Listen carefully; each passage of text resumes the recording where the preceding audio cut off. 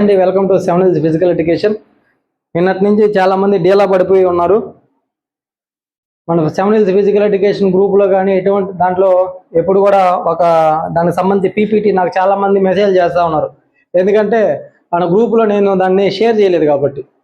నేను షేర్ చేయలేదని చెప్పేసి నాకు తెలియదు అనుకోని చాలామంది నాకు పర్సనల్గా పెట్టి సార్ చూసారా దీన్ని చూసారా అని చెప్పి అంటూ ఉన్నారు.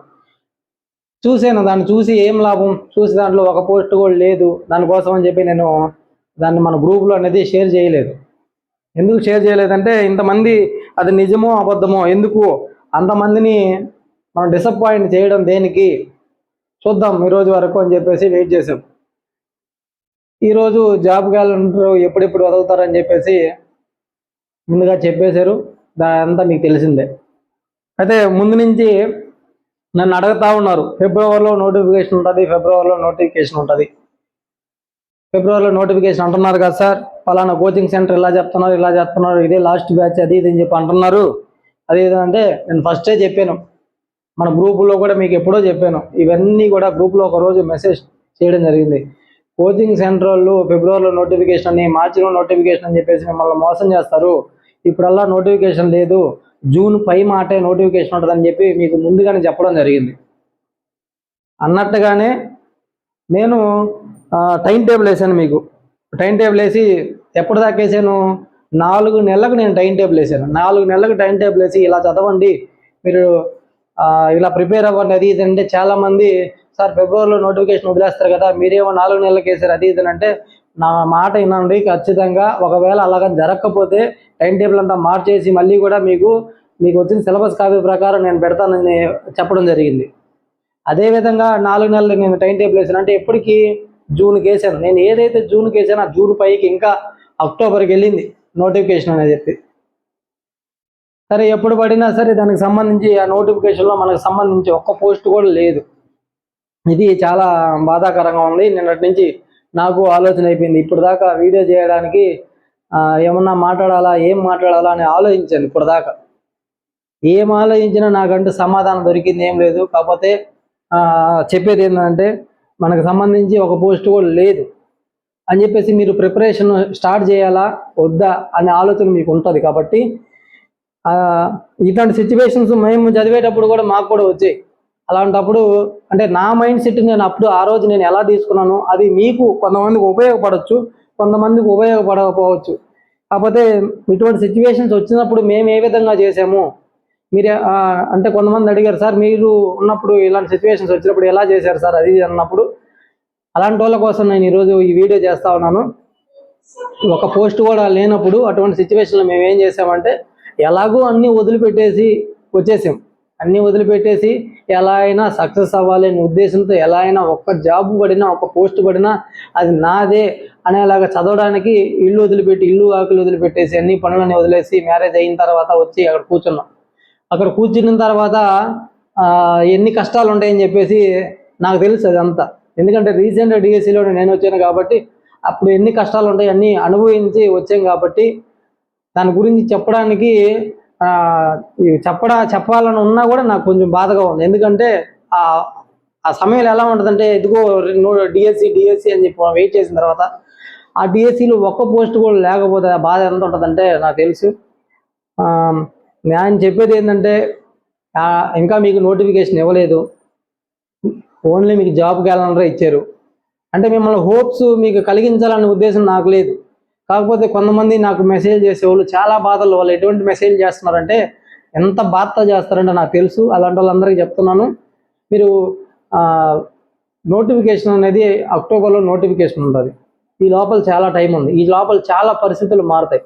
ఎందుకు ఈ మాట చెప్తున్నానంటే 2018లో కూడా మనకి పీటీలకు సంబంధించి పోస్టులు లేనప్పుడు కావాలంటే అడగండి మీ సీనియర్స్ ఎవరైనా. 2018కి అప్పుడు పోస్టులు లేనప్పుడు ఏం చేశారంటే ఆ ఎస్జిటి పోస్టులు ఎక్కువ ఇచ్చారు, మన పోస్టులు తక్కువగా ఉన్నాయి. అప్పుడు ఎస్జిటి పోస్టులు తగ్గించి మన పోస్టులను కొద్దిగా ఇంక్రీజ్ చేయడం జరిగింది అనమాట. అటువంటి సిచ్యువేషన్స్ కూడా ఉంటాయి కాబట్టి కొద్దిగా జాగ్రత్తగా ఉండాలి. ఇంకో బాధాకర విషయం ఏంటంటే ఇప్పుడు కొన్ని జిల్లాల్లో బ్యాక్లాగ్ పోస్టులు ఉన్నాయి. ఫర్ ఎగ్జాంపుల్ మా జిల్లా తీసుకోండి, మా జిల్లాలో 105 ఎస్ఏపిఈ పోస్టులు ఉంటే 105కి 103 మంది సెలెక్ట్ అయ్యారు. అంటే 2 పోస్టులు ఉన్నాయి. ఈ ఎస్సీ 1 కేటగిరీకి సంబంధించిన పోస్టులు ఉన్నాయి. ఆ పోస్టులు అనేది ఇప్పుడు కనీసం ఆ 2 పోస్టులు ఉంటాయి కదా, బ్యాక్లాగ్ పోస్టులు దాంట్లో ఆగిపోయాయి కదా, తర్వాత డిఎస్సీలను ఇస్తారేమో అని అనుకున్నాను. కానీ అది ఇవ్వాల, ఏం జరిగింది అయితే మనకు తెలియదు.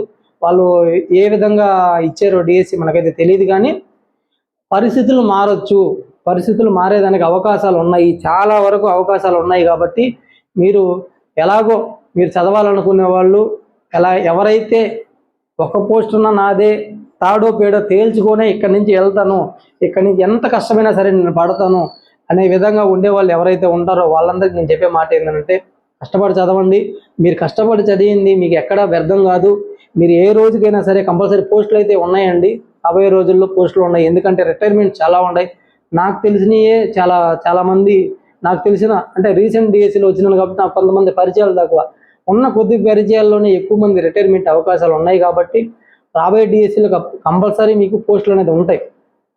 అంటే అసలు రాబోయే డిఎస్సీ అంటున్నారు, ఈ డిఎస్సీలో లేవు కదా అని అంటే, ఈ డిఎస్సీలో ప్రజెంట్ ఇప్పుడు ఇచ్చిన పీపీటీలు అయితే లేవు, ఇంకా మీకు నోటిఫికేషన్ ఇవ్వలేదు. నోటిఫికేషన్ ఇచ్చిన తర్వాత చాలా పరిస్థితులు మారుతాయి. అవన్నీ నేను ఇక్కడ ఈ వీడియోలో చెప్పకూడదు. చాలా పరిస్థితులు మారుతాయి. ఆ పరిస్థితులకు అనుగుణంగా మీకు నోటిఫికేషన్ అనేది ఇవ్వడం జరుగుతుంది. ఓన్లీ జాబ్ క్యాలెండర్ మాత్రమే ఇచ్చిండేది. ఆ సమయానికి పరిస్థితుల దృష్ట్యా గవర్నమెంట్ ఆలోచించి మార్చి ఇచ్చేదానికి అవకాశాలు లేకపోలేదు. అందుకని జాగ్రత్తగా మీరు ఒకవేళ ఇప్పుడు ఫర్ ఎగ్జాంపుల్ 2018లో జరిగింది అనుకోండి. 2018లో ఆ నోటిఫికేషన్ సమయానికి పోస్టులు అనేది ఇంక్రీజ్ అయ్యాయి. మన బీఈటీ పోస్టులు ఫస్ట్ తక్కువ పోస్టులు ఉన్నాయి, తర్వాత ఇంక్రీజ్ చేశారు. అలాంటి సిచ్యువేషన్స్ ఇప్పుడు ఏదన్నా ఈ డిఎస్సీలు కానీ వస్తే మీరు ప్రిపరేషన్ స్టాప్ చేసేసి ఏముందలే అనే లేదులే అని చెప్పి బాధపడిపోయి డేలా పడిపోయి ప్రిపరేషన్ స్టాప్ చేస్తే, ఒకవేళ అప్పుడు సడన్గా మీకు నోటిఫికేషన్లో పోస్టులు కానీ ఇస్తే అప్పుడు ఏం చేస్తారు? ఇది ఒక విధంగా ఆలోచించుకోవాలి. ప్రజెంట్ అయితే ఇప్పుడు నేను ఇచ్చిన దాంట్లో అయితే లేదు, కానీ ప్రిపరేషన్ చేసేవాళ్ళు చాలామంది బాధలు పడుతున్నారు కాబట్టి వాళ్ళ కోసం చెప్తా ఉన్నాను. ఒకవేళ నోటిఫికేషన్ సమయానికి ఏదైనా పోస్టులు ఇస్తే, అయ్యా నాదైతే ఇది కోచింగ్ సెంటర్ కాదు, అదేమి కమర్షియల్ కాదు, ఏం కాదు, కాకపోతే నేను చెప్పేది ఏంటంటే కొంతమందికి అవగాహన కోసము ఎలా ఉండాలి, ఈ సిచ్యువేషన్లో ఎలా ధైర్యంగా నిలబడాలి అనే దానికోసం మాత్రం ఈ వీడియో చేస్తున్నాను. ఒకవేళ ఇస్తే మన పరిస్థితి ఏంది అనేది క్వశ్చన్ మార్క్ పెట్టుకోవాలి. ఇప్పుడు మన ప్రిపరేషన్ స్టాప్ చేసేసి ఇళ్ళకి వెళ్ళిపోతాము, అప్పుడు మన పరిస్థితి ఏంది అనేది ఆలోచించుకోవాలి. కొంతమంది సిచ్యువేషన్ ఎలా ఉంటుందంటే 3 నెలలు 4 నెలలు చదువుతామని చెప్పేసి ప్రైవేట్ జాబ్లన్నీ వదిలేసి వచ్చి కూర్చొని చదువుతూ ఉంటారు. వాళ్ళ పరిస్థితి అయితే ఇంక చెప్పలేం. అందుకని మీకు అనుగుణంగా మీరు ఎవరైనా జాబులు చేసేవాళ్ళు ఎవరైనా ఉంటే జాబ్ చేసుకుంటా చదివేదానికి ఏదైనా అవకాశాలు ఉంటే చదువుకోండి. జాబ్ చేసుకుంటా చదువుకునేదానికి అంటే ప్రిపరేషన్ స్టాప్ చేయొద్దు, కంపల్సరీ ప్రిపరేషన్లోనే ఉండండి. ఏ రోజుకైనా పోస్టులు అయితే ఉన్నాయి, అది కంపల్సరీ. ఒకటి మాత్రం చెప్పగలను, ఈ డిఎస్సి మిస్ అయిందంటే రేపు ఎలక్షన్లకు ముందు మాత్రమే మీకు నోటిఫికేషన్ అనేది ఉంటుంది. ఆ నోటిఫికేషన్లో కంపల్సరీ పోస్టులు అనేది ఉంటుంది. నాకు తెలిసి దీంట్లో కూడా ఇచ్చేదానికి అవకాశాలు ఉన్నాయి అని అనుకుంటున్నాను. అది ఎన్నని చెప్పలేం, కానీ 1-2 పోస్టులు అయితే ఉంటాయి. కనీసం ఒక పోస్ట్ ఉన్నా కానీ మనము దానికోసమైనా గట్టిగా కష్టపడేదానికి అవకాశం లేదు. కాబట్టి నోటిఫికేషన్ ఇచ్చే సమయానికి ఏదైనా అవకాశాలు, ఏదైనా మార్పులు చేర్పులు చోటు చేసుకుంటాయని చెప్పి ఆశిద్దాం. మీరెవరు కూడా బాధపడద్దు. బాధపడి అరే మేము అన్నీ వదిలేసి వచ్చామే, నోటిఫికేషన్లో జాబ్ లేదే, అది ఇది అని చెప్పేసి మీరు బాధపడద్దు. గవర్నమెంట్ పరిస్థితులు, వాళ్ళ పరిస్థితుల దృష్ట్యా వెంటనే డిఎస్సి ఇచ్చారు. లాస్ట్ ఇయర్లోనే డిఎస్సి ఇచ్చారు, మళ్ళీ ఇప్పుడు డిఎస్సి ఇచ్చారు. మిగతా వాళ్ళకి సంబంధించి స్పెషల్ ఎడ్యుకేషన్కి సంబంధించి, ఆర్ట్ అండ్ క్రాఫ్ట్, డ్యాన్స్ వాళ్ళకి సంబంధించి పోస్టులు చూపించారు. మన పోస్టులు ఇంకా చూపిద్దాం. మనమే కాదు, ఇంకా మిగతా పోస్టులు కూడా చూపించలేదు స్కూల్ అసిస్టెంట్కి సంబంధించి. అది ఏమన్నా మారేదానికి అవకాశం ఉందేమో, వెయిట్ చేద్దాం, ఓపిక పడదాం. ఓపికతో ఉండాలి. మనం డిఎస్సికి మీరు కూర్చున్నారంటే ఖచ్చితంగా ఓపిక అనేది అలవర్చుకోవాలి. ఓకేనా? ఎవరు కూడా బాధపడద్దు. ఎందుకంటే 7 years తర్వాత డిఎస్సి రాసాము. 2018లో డిఎస్సి అయిపోయిన తర్వాత మళ్ళీ ఎప్పుడా అని ఆలోచిస్తే 7 సంవత్సరాల తర్వాత డిఎస్సి రాసాము. మొన్న వెంటనే డిఎస్సి పడింది. మీ మైండ్లో ఎలా ఉండాలంటే ఈ డిఎస్సి పడలేదు అనే మైండ్ సెట్లోనే ఉండండి మీరు. ఒకవేళ ఎవరైనా ప్రిపేర్ అయ్యే వాళ్ళు ఎవరైనా ఉంటే, ఈ డిఎస్సి పడలేదు, మన పీఈటీకి సంబంధించండి, ఈ డిఎస్సి పడలేదన్న మైండ్ సెట్తోనే ఉండండి. ఎలక్షన్కు ముందు నోటిఫికేషన్ అనేది వస్తుంది. ఆ నోటిఫికేషన్లో కంపల్సరీ మన పోస్టులు అనేది ఉంటాయి. దానికోసం ప్రిపేర్ అయినట్టుగా అవ్వండి. అందరికీ జరిగిందే మీకు జరుగుతుంది, ఓకేనా? వేరే వాళ్ళకి పోస్ట్ వచ్చి మీకు రాదు కదా, అందరితో పాటే పోస్టులు వస్తారు. కాకపోతే ఒక సంవత్సరం 2 సంవత్సరాలు అట్లాగా. కాకపోతే మీరు ప్రిపరేషన్ స్టార్ట్ చేసే వాళ్ళు చాలామంది హార్డ్గా ఎంత ప్రిపేర్ అవుతున్నారో నాకు తెలుసు. అలా ప్రిపేర్ అయ్యే వాళ్ళంతా కూడా ఓపికతో ఏ రోజు మన పోస్టులు పడతాయో ఆ రోజు కోసం వెయిట్ చేయడమే. ఇప్పుడు అక్టోబర్లో నోటిఫికేషన్ వస్తాయి కదా, ఆ నోటిఫికేషన్కి సంబంధించి ఏదన్నా మార్పులు చేర్పులు చోటు చేసుకుంటాయేమో చూద్దాం. మీరైతే మాత్రం ప్రిపరేషన్ స్టాప్ చేయొద్దు. పనులు చేసుకునే వాళ్ళు ఏదన్నా ఉంటే మీకు ఇబ్బంది ఉంటే పనులు చేసుకుంటా చదువుకునేదానికి చూడండి. ఏం చెప్పాలో కూడా అర్థం కావట్లేదండి. నేను నోటిఫికేషన్ అంటే మన పోస్టులు ఉంటాయనే ఉద్దేశంతో నోటిఫికేషన్ అయితే లేట్ అవ్వద్దని తెలుసు, కానీ లేట్ అవ్వద్దని అనుకున్నాను. దాని ప్రకారమే మేము ఎంతో కష్టపడి మీకు ఫ్రీ ఎడ్యుకేషన్ లాగా ఫ్రీ టెస్టులని అన్నీ రెడీ చేసాము. ఆ సమయానికి ఇట్లా జరిగింది కాబట్టి చాలా బాధగా ఉంది. ఏం చెప్పాలన్నా మేము ఏం చెప్పినా మీకు అది మీ మైండ్కి మేము సమాధానం ఇవ్వలేము. ఎందుకంటే అన్నీ పడి వచ్చాం, మేము అన్నీ చూసాం. 7 సంవత్సరాలు అంటే అంతకుముందు డిఎస్సికి ఈ డిఎస్సికి 7 సంవత్సరాలు ఎలా ఉంటుందో ఒకసారి ఆలోచించండి. అదేవిధంగా ఇప్పుడు కూడా అలా డిఎస్సి పడుతుందని సంతోషించే లోపలే పోస్టులు లేకుండా పోయాయి. ఏం కాదు, కొద్దిగా గట్టిగా గుండె ధైర్యం చేసుకొని ఉండండి. ఆశిద్దాం, మనకి అక్టోబర్లో నోటిఫికేషన్ ఇచ్చే సమయానికి ఖచ్చితంగా మార్పులు చోటు చేసుకుంటాయి అని చెప్పి అనుకుంటున్నాను. ఎందుకంటే రేపు జూన్ జూలైలో చాలా రిటైర్మెంట్స్ ఉన్నాయి. అట్లా అన్నిటికీ అనుగుణంగా పెద్దలు పెద్దలు ఎవరున్నారో మన ఫిజికల్ ఎడ్యుకేషన్ సంబంధించి వాళ్ళందరూ పోయి కూడా మాట్లాడేదానికి అవకాశాలు ఉన్నాయి గవర్నమెంట్తో. ఇవన్నీ దృష్టిలో పెట్టుకొని మీరు డీలా పడిపోకుండా చదవండి. ఒకవేళ మన పోస్టులు లేకపోయినా సరే ఇంకా డిఎస్సి పడలేదు అనే మైండ్ సెట్తోనే ఉండండి. డిఎస్సి పడిపోయింది మనకి లేవని కాకుండా అసలు డిఎస్సియే పడలేదు అనే మైండ్ సెట్తో ఉండండి. ఎప్పుడైతే మళ్ళీ మన పోస్టులు వస్తుందో అదే మీకు డిఎస్సిగా ఆలోచించుకోండి. ఇది డిఎస్సి పడలేదు అనే ఉద్దేశంతోనే ఉండండి. ఎందుకు ఈ మాట చెప్తానంటే, నేను మాట చెప్పడం ఈజీ, మీలో చాలామంది బాధపడతా ఉన్నారు, వాళ్ళ కోసమే ఈ వీడియో చేస్తూ ఉన్నాను. బాధపడే వాళ్ళందరికీ నా సమాధానము, ఓపికతో ఉండండి. ఎవరు చెప్పినా ఇదే మాట చెప్తారు. నేను చెప్పాను కదా, ఇన్స్టిట్యూట్ వాళ్ళు ఏం చెప్తారంటే, ఇదిగో డిఎస్సి పడిపోయింది, అదిగో డిఎస్సి పడిపోయింది, అదిగో ఫిబ్రవరిలోనే పడిపోయింది, ఇదే లాస్ట్ బ్యాచ్, ఓకేనా, ఇదే లాస్ట్ బ్యాచ్ అని చెప్పేసి ఎవరు మాయలో పడద్దు. పాత వాళ్ళు ముఖ్యంగా ఎవరైతే ఉన్నారో మొన్న డిఎస్సిలో ఆల్రెడీ కోచింగ్కి వెళ్ళిన వాళ్ళు, పాత వాళ్ళు ఎవరైతే ఉన్నారో వాళ్ళు మీరు భ్రమలో పడిపోయి కోచింగ్ సెంటర్కి వెళ్ళిపోతే, ఈ కోచింగ్ సెంటర్ కాదు ఇంకో కోచింగ్ సెంటర్కి వెళ్ళిపోతే మనకు జాబ్ వస్తుందని చెప్పేది అదంతా మీ భ్రమ.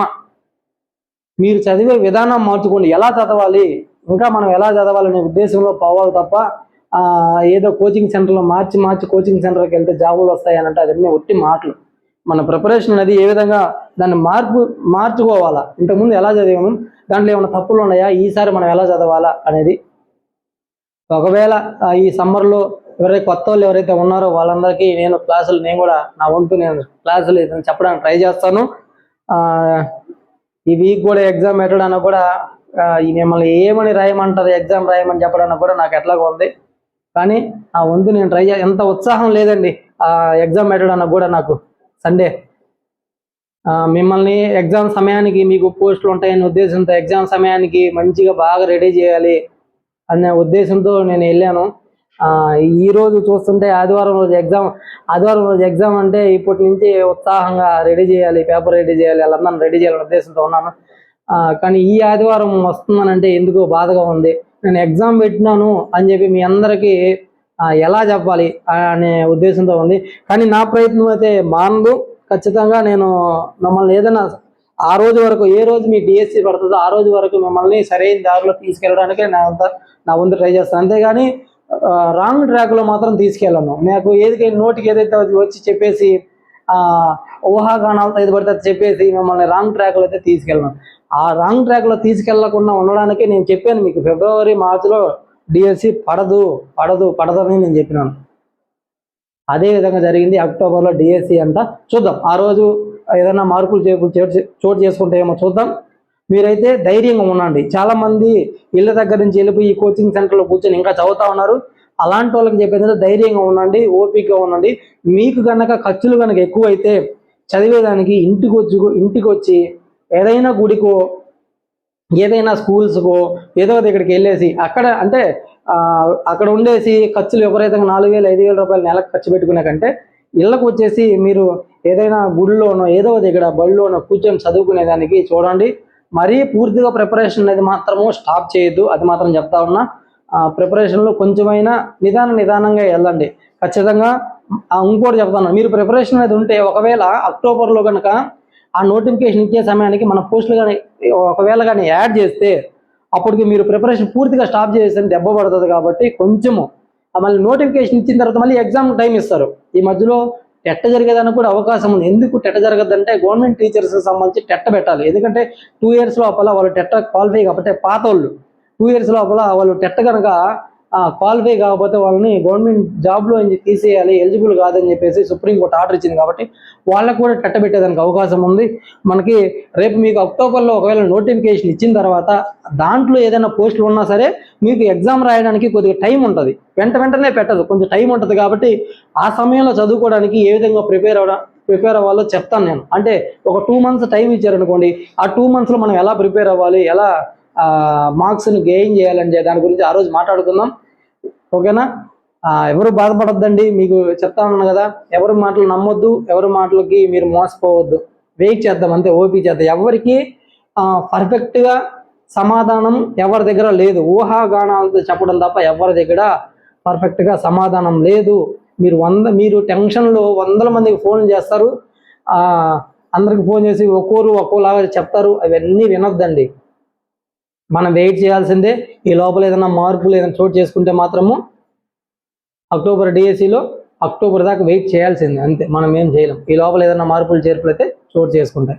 ఎందుకంటే ఇంకా నోటిఫికేషన్ ఇవ్వాల. నోటిఫికేషన్ ఇచ్చిన తర్వాత చాలా మార్పులు ఉంటాయి, అది మీకు తెలుసు. అన్నీ మేము చెప్పకూడదు, చాలా మార్పులు చోటు చేసుకుంటాయి. కాబట్టి అన్నీ మేము మాట్లాడకూడదు. ఓకేనా? జాగ్రత్తగా. ఆల్ ది బెస్ట్ చెప్పడానికి కూడా లేదు. ఎందుకంటే రేపు ఆదివారం కూడా నేను ఎగ్జామ్ పెట్టాలా వద్దా అనేది మీ నిర్ణయానికి వదిలేస్తాను. మీరు ఎప్పుడైతే ఈ బాధ నుంచి బయటకు వచ్చి సార్ కానీ మళ్ళీ స్టార్ట్ చేద్దాం, కానీ ఏదైతే అవుతుందో ఏ రోజు వదులుతాడో కానీ ఆ రోజు నేను జాబ్ కొడతాను, మీరు మాత్రం ఆపొద్దు సార్ స్టార్ట్ చేయను అంటే, అలాగే నేను గ్రూప్లో పెడతాను, వాట్సాప్ గ్రూప్లో. దానికి సంబంధించి మీ సమాధానాలకు అనుకూలంగా నేను ఎగ్జామ్ పెడతాను. ఏ రోజైనా మీకు నేను ఇచ్చిన మాట ప్రకారం ఖచ్చితంగా ఎగ్జామ్స్ మాత్రం పెడతాను, కంపల్సరీ. అది మాత్రం పక్కా. ఒకసారి ఓవరాల్గా మీరు ఎగ్జామ్ గురించి మొత్తం చదివేసి సరైన దారిలోకి వచ్చేస్తే మీరు ఏ రోజుకి వచ్చినా సరే మైండ్ అనేది ఫ్రెష్గా ఉండాలనే ఉద్దేశంతో ఈ ఒక యుద్ధం లాగా స్టార్ట్ చేసినానండి. ఇలాగా దెబ్బ పడిపోయింది. సరే, ఓకే అండి, థ్యాంక్ యూ. ఇంకొకటి చెప్పాలండి మీకు, మీరు కొంతమంది కోచింగ్ సెంటర్కి వెళ్ళుంటారు. వెళ్ళినప్పుడు వాళ్ళు డిఎస్సి ఉందనే ఉద్దేశంతో స్పీడ్గా ఇప్పటి వరకు లాగేస్తుంటారు. ఇప్పుడు మళ్ళీ ఇది జరిగిన తర్వాత వాళ్ళు కొద్దిగా డిలే చేసేదానికి అవకాశాలు ఉంటాయి. కాబట్టి అలా డిలే చేసేదానికి ఒప్పుకోకండి. మీకు ఎందుకు, మీరు డబ్బులు కట్టారు, కోచింగ్ సెంటర్లకు డబ్బులు కట్టారు కాబట్టి కంపల్సరీ మీకు ఏదైతే సిలబస్ ఉందో ఆ సిలబస్ ప్రకారం పూర్తిగా అయిపోయి చేసిన తర్వాత అప్పుడే బయటకు వచ్చేసింది. ఎవరైతే కోచింగ్ సెంటర్లో ఈ లాస్ట్ సెమ్ అంటే లాస్ట్ బ్యాచ్ అని చెప్పి ఎవరైతే జాయిన్ అయ్యి ఉంటారో అలాంటి వాళ్ళు పూర్తిగా సిలబస్ చెప్పించుకొని అప్పుడు బయటకు వచ్చి చదువుకోండి. ఓకేనా? ఎవరు కూడా బాధపడద్దు. ఈ సమయంలోనే, ఇలాంటి సమయంలోనే గట్టిగా ఉండాలా. నేనైతే నాకు ఇలాంటి సమయం ఎదురైనప్పుడు నేనైతే ఒకటే నిర్ణయించుకున్నా, నేను ఇంటి నుంచి బయటకు వచ్చినాను, ఏ రోజుకు వదులుతాడో చూద్దాం, మొండిగా నిలబడ్డాను. ఆ మొండిగానే నా ఫ్రెండ్స్కి మేమందరం కూడా ఎలాగ నిలబడ్డాం. ఏ రోజుకైనా నోటిఫికేషన్ ఈ అవనగడ్డ, నేను అవనగడ్డలో ఉండి చదువుకునేవాడిని, ఈ అవనగడ్డ దాటి బయటికి వెళ్ళను, నేను జాబ్ కొట్టుకొని ఇక్కడి నుంచి నేను బయటికి వెళ్తాను అనే ఉద్దేశంతో ఉన్నా. ఎప్పుడైనా డబ్బులు లేనప్పుడు మళ్ళీ ఇంటికి వచ్చేది, ఏదైనా ఆటో గీటో తోలుకునేది, మళ్ళీ డబ్బులు సంపాదించుకునేది, మళ్ళీ వెళ్ళిపోయేది, అది ఓకే. కానీ పూర్తిగా మాత్రం నేను ఇంటికి వచ్చేసింది ఏం లేదు. ఎవరైతే ఒక్క జాబ్ ఉన్నా నాదే, మీకు తెలుసు మీ కెపాసిటీ ఏంది, మీ మైండ్ సెట్ ఏందని మీకు తెలుసు. కాబట్టి ఎవరైతే అలా ఉన్నారో ఏ రోజుకైనా, నేనైతే అలాగే ఉన్నాను, ఏ రోజుకైనా సరే ఒక్క పోస్ట్ వదిలినా, అర పోస్ట్ వదిలినా అది నాదే, నేను ఇక్కడి నుంచి జాబ్ కొట్టుకొని నేను బయటికి వెళ్తాననే విధంగా నేను ఉన్నాను. ఆ విధంగా ఎవరైనా ఉండాలనుకుంటే ఉండి చదవండి. ఓకేనా? ఓకే, ఎవరు బాధపడద్దు దానికి మాత్రం. ఎన్ని చెప్పినా నేను లాస్ట్ చెప్పేది బాధపడద్దు. ఎటువంటి ఆలోచనలు పెట్టుకోవద్దు మైండ్లో. ఇంకా డిఎస్సి పడలేదు, మన పోస్టులు వదిలినప్పుడే మనకు డిఎస్సి పడింది అనే ఆలోచనలోనే, మైండ్ సెట్లోనే ఉండండి. అక్టోబర్ వరకు వెయిట్ చేద్దాం. ఓకే, థ్యాంక్ యూ, బాయ్ అండి.